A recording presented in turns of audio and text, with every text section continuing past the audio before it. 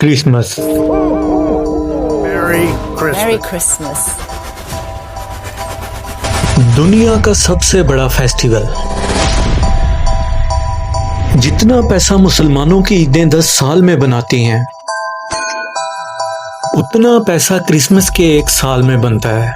लेकिन आखिर ये क्रिसमस मनाया क्यों जाता है? क्योंकि दुनिया के सबसे बड़े रिलीजन क्रिश्चियनिटी का ये मानना है कि आज के दिन जीसस यानी हजरत ईसा अलैहिस्सलाम पैदा हुए थे।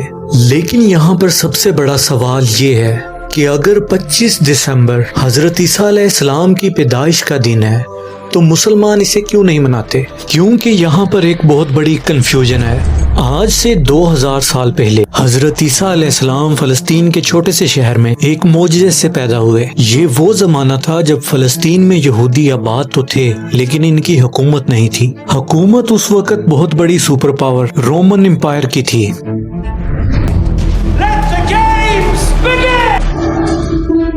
जब रोमन एम्पायर अपनी ताकत की पीक पर था और यहाँ के बादशाह का नाम था सीजर ऑगस्टस, जो कि रोमन एम्पायर का सबसे ताकतवर बादशाह था। और आज इसके नाम को ऑगस्टस को हम बहुत अच्छे तरह से जानते हैं, क्योंकि इसी ऑगस्टस के नाम पर साल के एक महीने का नाम भी रखा गया। जैसे ही ऑगस्टस अपनी ताकत की पीक पर पहुंचा, उसने वही गलती की जो हर बादशाह इस पोजीशन पर पहुंचकर करता है। ऑगस्टस अपने आप को आम इंसान की बजाय खुदा गॉड कहलवाने लग गया और पूरे रोमन एम्पायर में अपनी इबादत करवाने के लिए अपने नाम से टेंपल बनवाए। अगर हिस्ट्री को देखा जाए तो कोई भी शख्स जब इस लेवल की पावर तक पहुंचता है तो अल्लाह उसका गरूर तोड़ने के लिए मूसा अलैहिस्सलाम की तरह एक माइटी प्रॉफिट भेजता है। तो इसी सीजर ऑगस्टस के दौर में हजरत ईसा अलैहिस्सलाम पैदा हुए। हजरत ईसा अलैहिस्सलाम यहीं पर रोमन एम्पायर के अंडर यहूदियों के बीच बड़े हुए। लेकिन हजरत ईसा अलैहिस्सलाम अपने बचपन से ही अपनी नॉर्मल एज के बच्चों से डिफरेंट थे, क्योंकि एक दफा हजरत ईसा अलैहिस्सलाम बाजार में अपनी माँ मरियम के साथ घूमते हुए कहीं गायब हो गए। काफी ढूंढने के बाद वो पूरे बाजार में कहीं न मिले। आखिर उनकी माँ उन्हें ढूंढते ढूंढते यहूदियों के टेंपल में गयी, जहाँ पे उन्होंने देखा कि यंग हजरत ईसा अलैहिस्सलाम उस वक्त के बड़े यहूदी उलमा के साथ डिबेट कर रहे थे। हजरत ईसा अलैहिस्सलाम के सवालों से यहूदी स्कॉलर्स के चेहरे गुस्से से भरे हुए थे, क्योंकि उनके सामने आज तक ऐसे सवाल करने की जुर्रत किसी ने नहीं की थी। इसी तरह हजरत ईसा अलैहिस्सलाम फलस्तीन में बड़े होते गए और आगे जाके उन्हें अल्लाह की तरफ से एक यूनिक पावर मिली, जिसमें वो किसी भी बीमार को सिर्फ एक उंगली के टच से ठीक कर देते थे। अपनी इस पावर को यूज करके हजरत ईसा अलैहिस्सलाम गरीबों की मदद करने लगे। और जैसे जैसे लोगों को हजरत ईसा अलैहिस्सलाम की इस ताकत का पता चला तो वो दूर दूर से हजरत ईसा अलैहिस्सलाम के पास आने लगे। और इसी तरह आहिस्ता आहिस्ता ईसा अलैहिस्सलाम की पॉपुलैरिटी पूरे फलस्तीन में फैलने लगी। आखिर हजरत ईसा अलैहिस्सलाम इतने पॉपुलर हो गए कि वो जहाँ भी जाते लोग उनका इस्तकबाल करने के लिए शहरों से बाहर निकल आते और हजरत ईसा अलैहिस्सलाम अपनी पावर से उनकी बीमारियां दूर कर देते। यहाँ तक तो सब ठीक था, लेकिन आहिस्ता आहिस्ता हजरत ईसा अलैहिस्सलाम अपने फॉलोअर्स को बिठाकर स्पीचेस देने लगे और लोगों को समझाने लगे कि हमारे इस रिलीजन को यहूदी स्कॉलर्स ने तबाह किया, जो अपने टेंपल्स में बैठकर गरीब लोगों से चंदा जमा करते हैं और सिर्फ कुछ पैसों के लिए यही स्कॉलर्स तौरात की आयात को चेंज करके अपनी मर्जी के फैसले लिखते हैं और अपनी हर स्पीच में बार बार यहूदी स्कॉलर्स को मुनाफिक कहकर पुकारने लगे। ये सुनने के बाद यहूदी अवाम तो ईसा अलैहिस्सलाम से बहुत इंस्पायर होती थी, लेकिन ईसा अलैहिस्सलाम की इन बातों से यहूदी स्कॉलर्स के धंधे खराब होने लगे, जिसकी वजह से यहूदी उलमा के दिलों में ईसा अलैहिस्सलाम के लिए सख्त नफरत पैदा हो गई और प्लानिंग करने लगे किसी तरह से ईसा अलैहिस्सलाम को मारकर अपनी जान छुड़ा लें। लेकिन सुपर पावर रोमन एम्पायर की हुकूमत में ऐसा करना नामुमकिन था। लेकिन ये सब भी बहुत जल्द बदलने वाला था कि आहिस्ता आहिस्ता हजरत ईसा अलैहिस्सलाम फलस्तीन में इतने ज्यादा फेमस हो चुके थे कि वो फलस्तीन में जहाँ भी जाते थे हजारों लोगों का मजमा उन्हें देखने के लिए इकट्ठा हो जाता था। आखिर एक दिन हजरत ईसा अलैहिस्सलाम फलस्तीन के कैपिटल जेरूसलम में गए। जब लोगों को इस बात का पता चला तो हजारों लोग उनका इस्तकबाल करने के लिए सिटी से बाहर निकल आए और उनकी सवारी के आगे खजूर के दरख्त की शाखें फेंकने लगे। ये उस जमाने में हाईएस्ट रिस्पेक्ट दिखाने का एक तरीका था। رومن امپائرز کے جنرل یہ سب دیکھ کر حیران ہو گئے کہ آخر یہ کون آ رہا ہے جسے لوگ بادشاہ کی طرح رسپیکٹ دے رہے ہیں۔ حضرت عیسیٰ علیہ السلام کی پاور دیکھ کر رومن امپائرز کے جنرل ڈرنے لگے اور یہودی علماء تو ان سے پہلے ہی نفرت کرتے تھے، تو اب یہ دونوں مل کر حضرت عیسیٰ علیہ السلام کو مارنے کی سازش کرنے لگے۔ اس کے بعد حضرت عیسیٰ علیہ السلام اپنے 11 یا 12 فالوورز کے ساتھ اپنا آخری ڈنر کیا اور پھر اللہ نے انہیں آسمان کی طرف اٹھا لیا، لیکن کرسچن کا یہ ماننا ہے کہ اس کے بعد انہیں مار دیا گیا۔ اب حضرت عیسیٰ علیہ السلام تو دنیا سے چلے گئے، یہاں پہ حضرت عیسیٰ علیہ السلام کے 11 فالوورز نے یہ فیصلہ کیا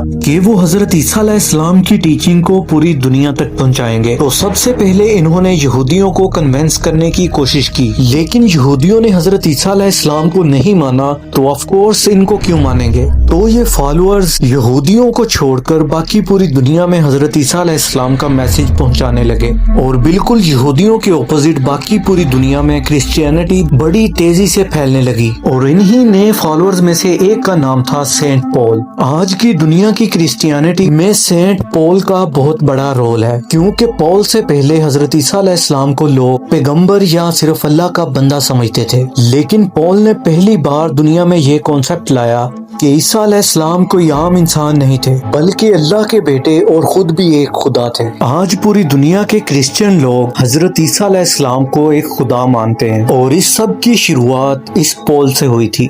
حالانکہ حضرت عیسیٰ علیہ السلام کی پوری زندگی میں پول کبھی ان سے ملا ہی نہیں تھا۔ آہستہ آہستہ پول اور اس کے فالوور کی وجہ سے کرسچینٹی پورے رومن امپائر میں پھیلتی گئی۔ یہاں پر مسئلہ یہ تھا کہ رومن امپائر کا ریلیجن کرسچینٹی کے بالکل اپوزٹ تھا، اور وہ اس زمانے میں جوپیٹر کی عبادت کیا کرتے تھے۔ تو رومن امپائر کی عوام کو امپریس کرنے کے لیے اس زمانے کے کرسچین نے اپنے ریلیجن میں کچھ چینجز کیے۔ نمبر 1، انہوں نے حضرت عیسیٰ علیہ السلام کے نام کو چینج کر کے ایک کامن رومن نام رکھا، جو آج انگلش میں جیزس بن چکا ہے۔ نمبر 2، رومن امپائر کے زیادہ تر لوگ یورپین تھے، مطلب کہ زیادہ گورے تھے، اور حضرت عیسیٰ علیہ السلام فلسطین سے ہونے کی وجہ سے ذرا براؤنش تھے، اور اس زمانے کے وائٹ لوگ اپنے آپ کو باقیوں سے اوپر سمجھتے تھے۔ تو اب انہیں امپریس کرنے کے لیے اس زمانے کے کرسچین نے جیزس کی پینٹنگ بنانا شروع کی، جس میں جیزس کو یورپین کی طرح بالکل وائٹ دکھایا گیا، مطلب کہ یہ دنیا میں آج جیزس کی سب سے پرانی پینٹنگ ہے۔ جیزس کی یہی پینٹنگز آج دنیا کی سب سے فیمس پینٹنگز ہیں۔ کچھ ہی سال پہلے جیزس کی پینٹنگ دنیا میں سب سے مہنگی بیچی گئی، $450 ملین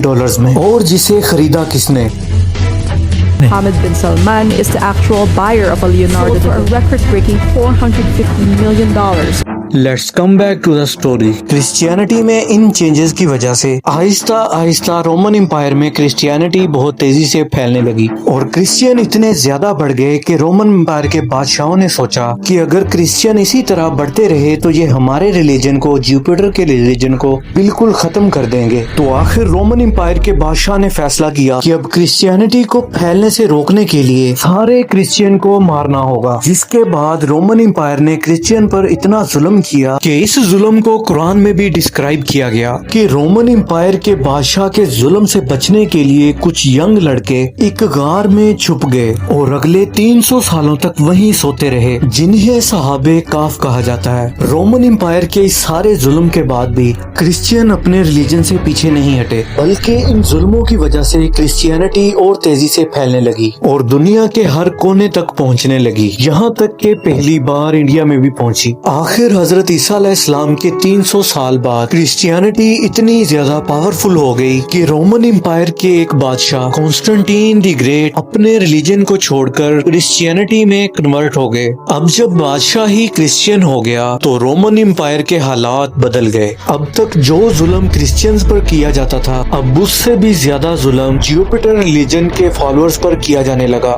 کیونکہ اس زمانے کا رول تھا کہ جو ریلیجن بادشاہ کا ہوگا وہی وہاں کی عوام کا ہوگا۔ تو اب رومن امپائر اپنے پرانے ریلیجن کو زبردستی دنیا سے ختم کرنے لگ گیا، اور یہ بھی کوئی اتنا آسان کام نہیں تھا، کیونکہ جوپیٹر ریلیجن کے فالوور اتنی آسانی سے اپنے ریلیجن سے پیچھے ہٹنے والے نہیں تھے۔ تو ایک بار پھر یہاں پہ رومن امپائر نے کرسچینٹی کو بدلنے کی کوشش کی اور اپنے نئے اور پرانے ریلیجن کو ایک دوسرے کے ساتھ مکس کرنے لگے، اور یہیں سے پہلی بار کرسمس کا کانسیپٹ آیا۔ جیسا کہ رومن امپائر کے ریلیجن میں ہر سال دسمبر میں میں اپنا سب سے بڑا فیسٹیول سیٹرنیلیا مناتے تھے، جس میں وہ اپنے خدا سیٹرن کی عبادت کرتے تھے، اور ان کے اس فیسٹیول میں ایک چیز سب سے زیادہ امپورٹنٹ تھی، اور وہ تھے پائن ٹریز، کیونکہ دسمبر میں یورپ کی سردی کی وجہ سے جہاں سارے درخت سوکھ جاتے تھے اور صرف پائن ٹریز اپنی جگہ پر مضبوطی سے کھڑی رہتی تھی، اور اس چیز کو وہ بہت ہی خاص سمجھتے تھے، اور اپنے ہر فیسٹیول میں اس درخت کی شاخ کو اپنے گھر پہ لا کے سجاتے تھے۔ تو اب رومن امپائر نے اپنی پوری سلطنت کو ایک ریلیجن میں جمع کرنے کے لیے اپنے پرانے ریلیجن سے فیسٹیول اٹھائے اور اپنے نئے ریلیجن سے جیزس کرائسٹ، اور ان دونوں کو ملا دیا اور کہا کہ جیزس کرائسٹ دسمبر کے مہینے کے آخر میں پیدا ہوئے، اور سارے کرسچن کو حکم دیا کہ اس دن کو 25 دسمبر کو بالکل پرانے ریلیجن کی طرح جیزس کرائسٹ کی برتھ ڈے مان کر سیلیبریٹ کیا جائے، اور اسی طرح دونوں ریلیجن کو مرج کرنے کے بعد پوری رومن امپائر کرسچینٹی میں کنورٹ ہو گئی۔ لیکن آج دنیا کا کوئی بھی مسلمان اس دن کو صحیح نہیں مانتا، اور قرآن میں بھی حضرت عیسیٰ علیہ السلام کی پیدائش کی سٹوری بالکل اپوزٹ ہے، کیونکہ قرآن میں ہے کہ جب حضرت عیسیٰ علیہ السلام پیدا ہو رہے تھے اس ٹائم ان کی ماں مریم کے پاس صرف ایک کھجور کا درخت تھا، جس پر انہیں حکم دیا گیا کہ گھبراؤ مت، اس کھجور کے درخت کو ہلاؤ تاکہ تمہیں تازہ کھجور مل سکے اور تمہیں طاقت ملے۔ کھجور کا درخت، اب مسئلہ یہ ہے کہ کھجور تب بنتے ہیں جب سخت گرمی کا موسم ہو، which means according to قرآن کہ حضرت عیسیٰ علیہ السلام کی پیدائش ضرور گرمیوں کے مہینوں میں ہوئی ہوگی، اور دسمبر کا تو کوئی سوال ہی پیدا نہیں ہوتا، اور یہ صرف قرآن میں ہی نہیں کرسچن بھی یہی مانتے ہیں We don't really know for sure when Jesus was کہ انہیں بھی حضرت عیسیٰ علیہ السلام کی پیدائش کے صحیح دن کا پتہ نہیں ہے۔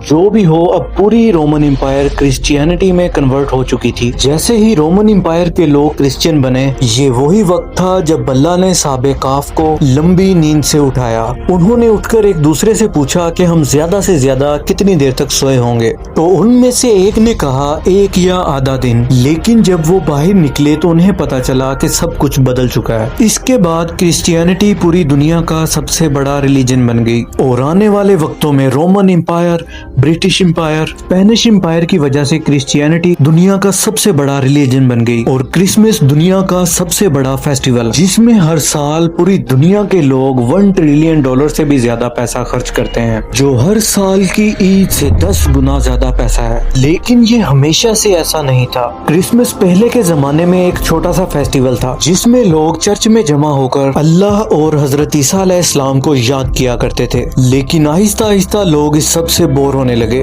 تو اب لوگوں کو دوبارہ کرسمس کی طرف اٹریکٹ کرنے کے لیے کچھ لوگوں نے کرسمس کے اس فیسٹیول میں کچھ چیزیں ایڈ کی، جیسا کہ میوزک، گانا، شراب، اور کرسمس کے اس فیسٹیول میں جو سب سے بڑا ایڈیشن کیا گیا وہ تھا سینٹا کلوز، جو پرانے زمانے کے real Christian secular saint Nicholas تھے، جو اپنی جنرosity کی وجہ سے پوری کرسچین کمیونٹی میں مشہور تھے۔ آج سے 150 سال پہلے جب سینٹا کلوز کو انٹروڈیوس کروایا گیا، وہ زیادہ تر گرین یا بلو کپڑے پہن کر بچوں کو گفٹ دیا کرتے تھے، لیکن آہستہ آہستہ کوکا کولا سینٹا کلوز کو اپنے ایڈز میں شوٹ کرنے لگا، اور اس میں سینٹا کلوز کے کپڑوں کو بدل کر گرین سے ریڈ اور وائٹ کر دیا، بالکل اپنی بوتل کی طرح۔ آج کرسمس پوری دنیا کا سب سے بڑا فیسٹیول ہے، جو کہ صرف کرسچن کنٹری میں ہی نہیں بلکہ چائنا اور انڈیا جیسی بڑی کنٹری میں بھی منایا جاتا ہے، جس کی وجہ سے کرسمس کے فیسٹیول میں پوری دنیا میں $1 ٹریلین سے بھی زیادہ کا بزنس ہوتا ہے، اور یہ 1 ٹریلین اتنا زیادہ پیسہ ہے کہ اگر مسلمانوں کی 10 سال کی عیدوں کو اکٹھا کیا جائے